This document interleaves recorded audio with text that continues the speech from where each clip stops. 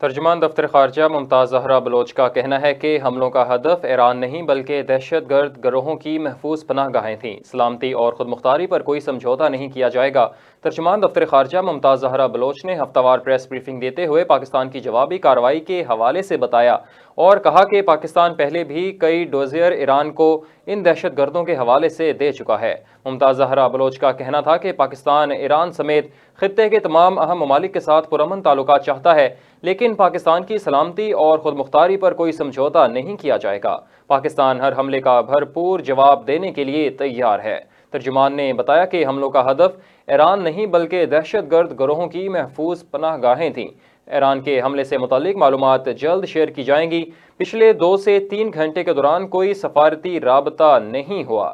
ان کا کہنا تھا کہ پاکستان ایرانی عوام کو اپنا بھائی سمجھتی ہے، تاہم ایران کے گزشتہ حملوں سے تعلقات میں مشکلات ہوئیں۔ پاکستان نے ہمیشہ مذاکرات پر زور دیا اور اس کے طریقہ کار کو اپنایا ہے۔ ترجمان دفتر خارجہ نے مزید کہا کہ ہم ہمسایہ ممالک کے ساتھ دہشت گردی کے خاتمے کے لیے بات چیت کے لیے تیار ہیں۔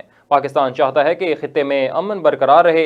ایران کے ساتھ امن کے فروغ کے لیے اقدامات کرنے کے لیے تیار ہیں۔ ممتاز زہرا بلوچ نے بتایا کہ پاکستان اور ایران میں مختلف سطح پر رابطے ہیں، تاہم پاکستان اور ایران میں کسی تیسرے ملک کی ثالثی کی پیشکش کا علم نہیں۔